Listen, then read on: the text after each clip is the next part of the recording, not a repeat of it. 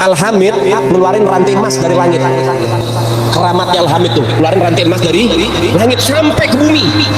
Lagi ngobrol sama kakaknya Al-Muhdhar, Syekh Umar Muhdhar. Ayo wahai Syekh Umar Muhdhar, lihat keramatannya, turunin rantai emas dari langit sampai ke depan dia. Ini Habib Syekh Umar Muhdhar ketawa doang. Dibilang sama adiknya, Al-Hamid, coba lihat tuh paling atas siapa? Gak tahu ada Syekh Umar Muhdhar megangin rantai dari atas.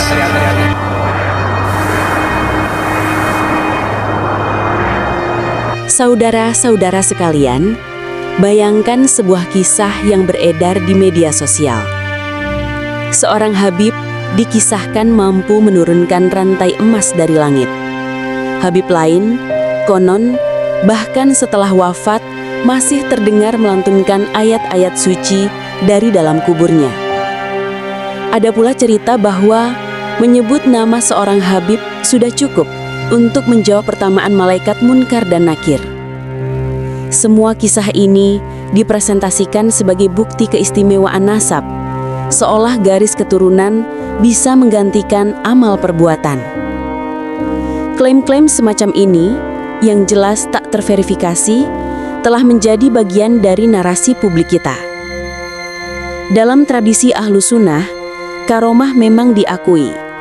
Ia adalah kejadian luar biasa atau khariqul adah yang Allah berikan kepada hamba-hamba pilihannya. Namun para ulama sejak dulu menegaskan bahwa karomah bukan tolok ukur utama kemuliaan seseorang. Al-Quran sangat jelas, sesungguhnya yang paling mulia di sisi Allah adalah yang paling bertakwa.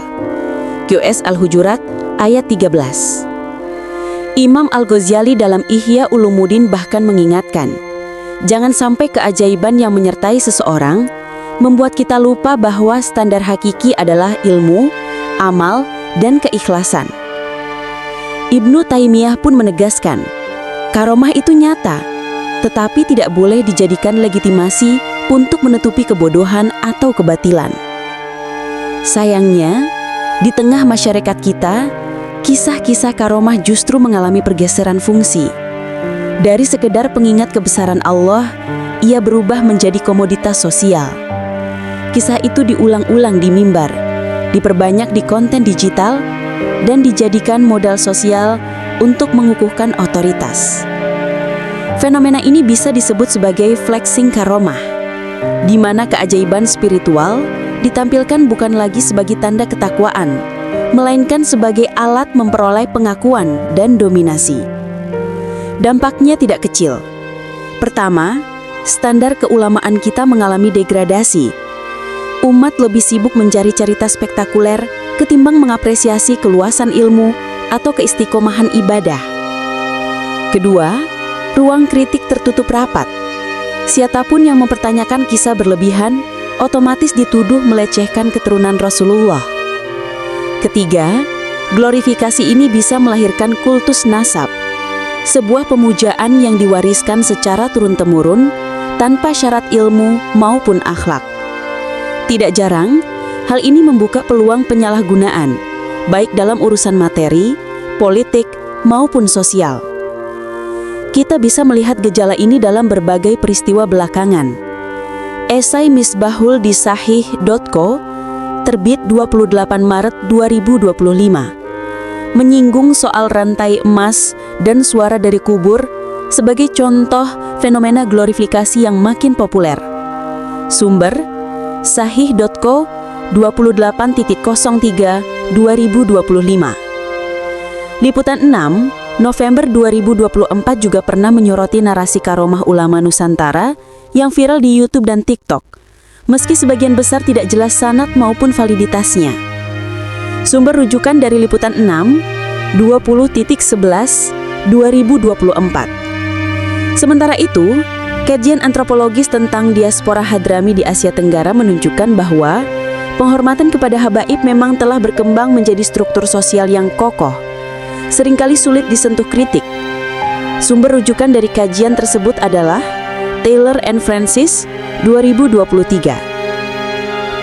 Cinta kepada Rasulullah harus diwujudkan dengan memperbanyak sholawat, amal, dan kerja nyata, bukan dengan membesar-besarkan kisah tanpa dasar.